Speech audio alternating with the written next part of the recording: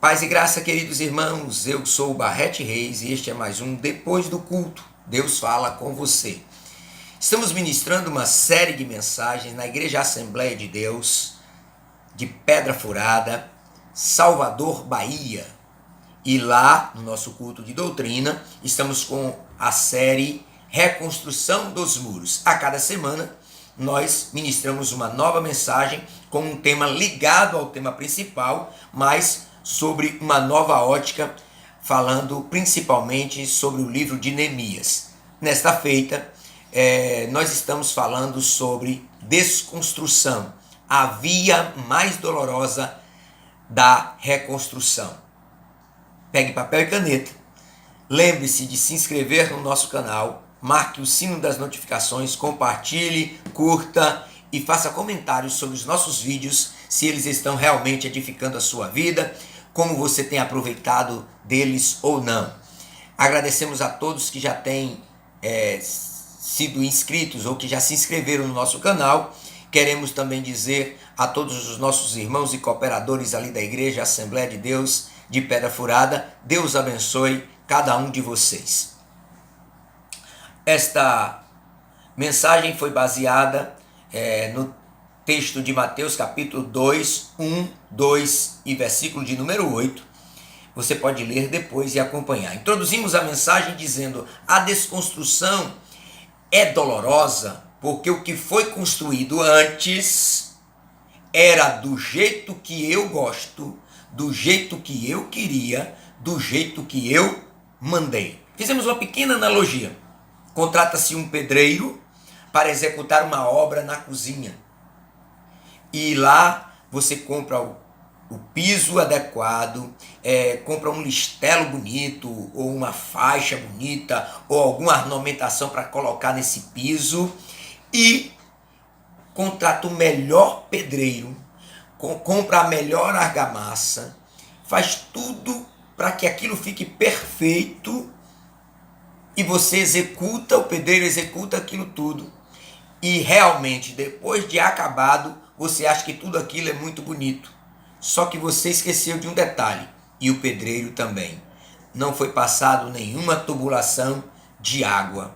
E agora será necessário destruir aquilo que estava tão perfeito aos seus olhos, mas que por dentro estava podre, estava errado, estava mal feito, mas você vai precisar desconstruir.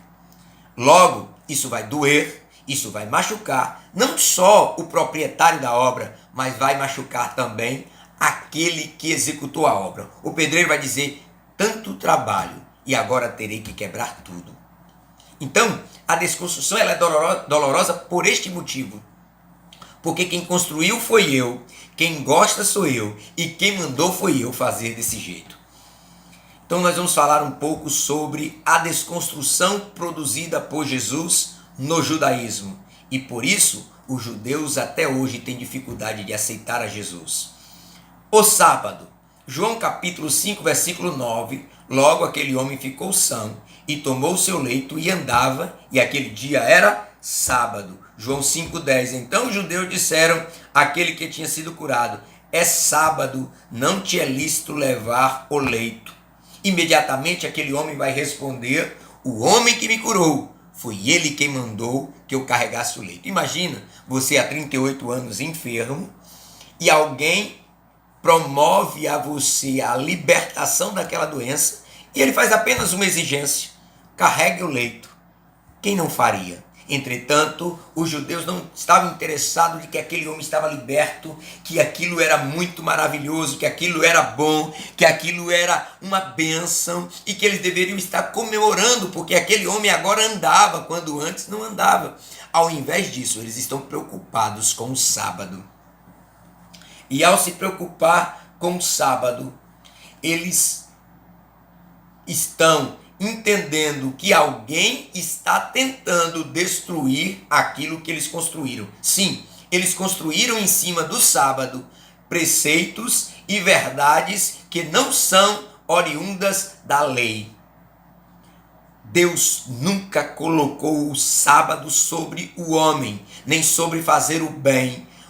segundo as próprias Escrituras, o sábado é para o homem e não o homem para o sábado. Ou seja, o homem utiliza-se do sábado para descansar, não o sábado é um descanso imposto aos homens. Mas Jesus vem e vai mexer com tudo isso. No versículo 18 desse mesmo texto de João 5, por isso, pois os judeus ainda mais procuravam matá-lo, porque não só quebrantava o sábado, mas também dizia que era o seu próprio Pai, fazendo-se igual a Deus. Observe que tudo isso que Jesus promoveu trouxe dor aos judeus, trouxe tristeza aos judeus, porque aquilo era o que eles tinham construído. Eles tinham colocado o sábado quase como um objeto de idolatria, quando na realidade Jesus estava mostrando a eles que o sábado não era impedimento para fazer o bem. Depois, Jesus, e eu preciso correr, Jesus vai anular o preconceito existente no judaísmo entre escolhido e não escolhido.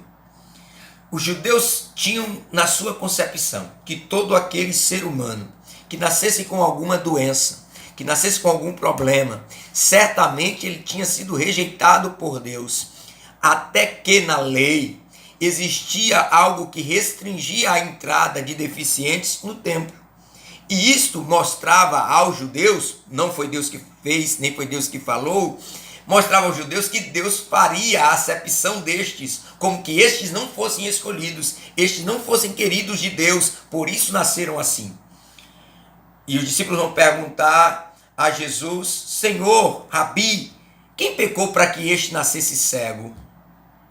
E Jesus vai responder: nenhum nem outro pecou, ele assim nasceu para que Deus pudesse manifestar nele a sua glória.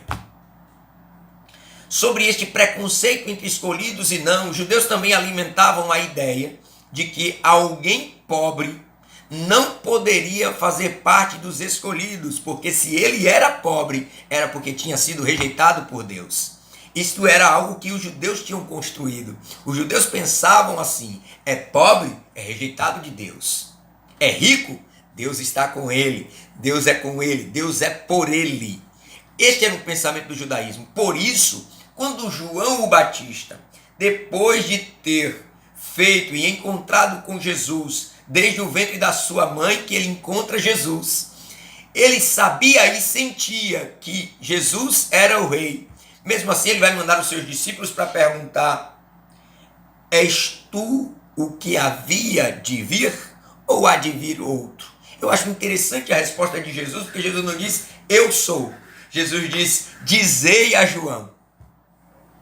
Os cegos vêm, aqueles rejeitados, os que eram considerados impuros, não escolhidos de Deus, reprovados por Deus. Os cegos vêm e os coxos andam.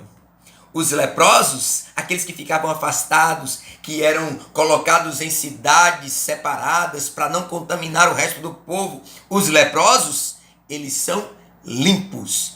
E os surdos ouvem. Os mortos são ressuscitados. Mas o mais importante, e aqui Jesus quebra o preconceito do judaísmo, quebra aquilo que foi construído pelos judeus. Ele vai dizer: e aos pobres é anunciado o evangelho. Que verdade gloriosa! Que verdade maravilhosa! Jesus destrói o preconceito dos judeus contra os pobres, contra os necessitados, dizendo que eles não tinham a graça de Deus, dizendo que eles não eram recebidos por Deus, dizendo que eles eram a escória do povo hebreu. Mas Jesus está dizendo: aos pobres é anunciado esta mensagem poderosa, essa mensagem que iguala o ser humano dentro das suas deficiências. Jesus a quebranta, Jesus quebra, Jesus destrói, Jesus desconstrói aquilo que os judeus construíram. E agora nós entendemos muito bem que desconstrução dói. Por isso os judeus estão sofrendo até hoje e não aceitam o ministério de Cristo. Mas o problema não para por aí, porque só está doendo nos judeus. Talvez você esteja aí ouvindo e dizendo, glória a Deus, porque Deus fez todas estas coisas, Deus desconstruiu o judaísmo.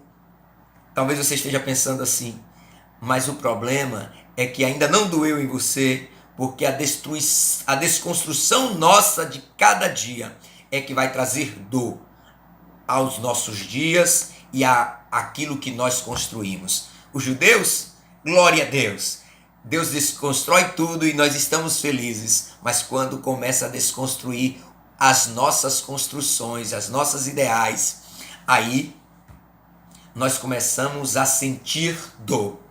E o primeiro ponto que nós tocamos e vamos adiantando é reações emocionais tratadas como espiritualidade.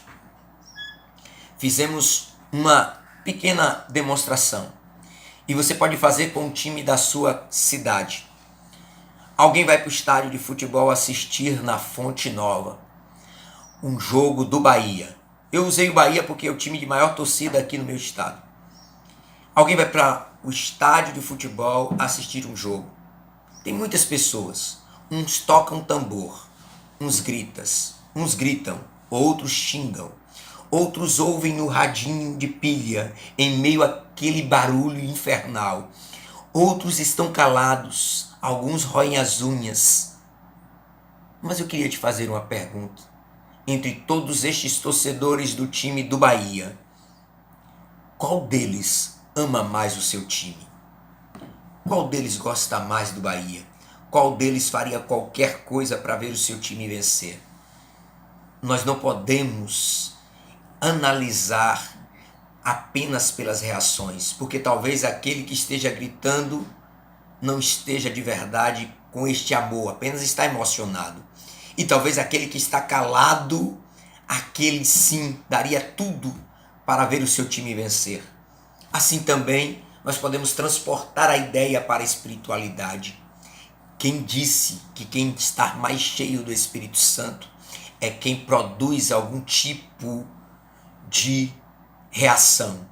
Quem disse que aquele que pula, que grita, que fala alto, que empodera a voz, que faz gestos, quem disse que este está mais cheio do Espírito Santo do que aquele que está contrito, que está choroso, que está cabisbaixo? Quem foi que disse que é possível analisar espiritualidade por aquilo que eu coloco para fora como reação?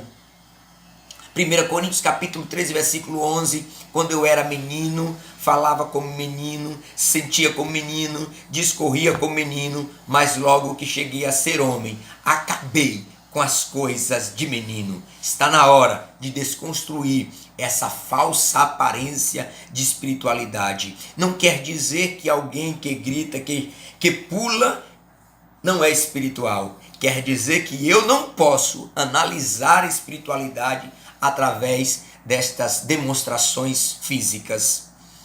Segunda coisa que nós precisamos desconstruir é que as palavras e as vãs repetições não têm nenhum poder além daquilo que o Senhor mandou dizer. Por exemplo, e nós ilustramos, quem disse que falar receba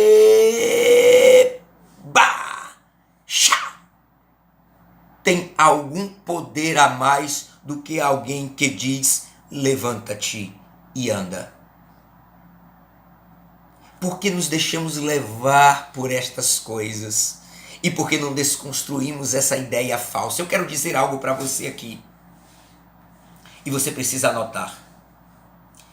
Os falsos profetas, eles se aproveitam exatamente desta nossa noção de espiritualidade, dessa nossa noção de vida com Deus, de unção, que são características por quem tem voz empossada, voz exuberante, e por trejeitos e gestos e movimentos, e nós nos deixamos levar por estas coisas. Nenhum falso profeta vai imitar aquele que não tem nenhum tipo de gesto ou estereotipado, movimentos estereotipados. Não, ele sempre vai copiar aqueles que de alguma forma trazem algum tipo de movimento ou de conduta quando quer demonstrar que está cheio do Espírito Santo. Observe, é preciso desconstruir este mito, porque ao desconstruir também colocaremos de fora aqueles que estão apenas como falso profeta. Voltando para a nossa analogia do futebol, pode ter alguém gritando dentro da torcida, gritando e pulando a favor do seu time, do Bahia, mas na verdade ele é torcedor do Vitória. Observe, não é o que ele demonstra, mas o que ele tem. Não é o que ele parece ser. Ele até vibra na hora do gol do Bahia, mas na verdade ele está dizendo: tomara que perca, tomara que seja de virada, tomara que seja goleada. Assim também os falsos profetas têm entrado no nosso meio, porque nós precisamos desconstruir este mito de que aquilo que é demonstrado é porque a pessoa está cheia. A unção de Deus na vida de um homem não está ligado à forma como ele distribui emocionalmente ou como ele se demonstra emocionalmente, nem se ele chora, nem se ele pula, nem se ele grita. Muitas vezes aquele que está cheio do poder de Deus, cheio da unção, ele não tem nenhuma dessas características. É preciso desconstruir a oportunidade que estamos dando aos falsos profetas. Eles imitam, eles copiam e agora nós aceitamos como cheios de Deus. Desconstruir é algo difícil, porque à medida em que nós vamos desconstruindo as nossas construções, Deus vai construindo algo superior. Deus vai nos mostrando algo mais elevado. E esta mensagem é para você que tem se considerado cheio de Deus, mas que não tem estas características. Escute, Deus continua operando através da simplicidade. Desconstruir isso não é fácil e por isso causará dor em muitos. Deus abençoe a todos e até o próximo vídeo, se o Senhor assim permitir.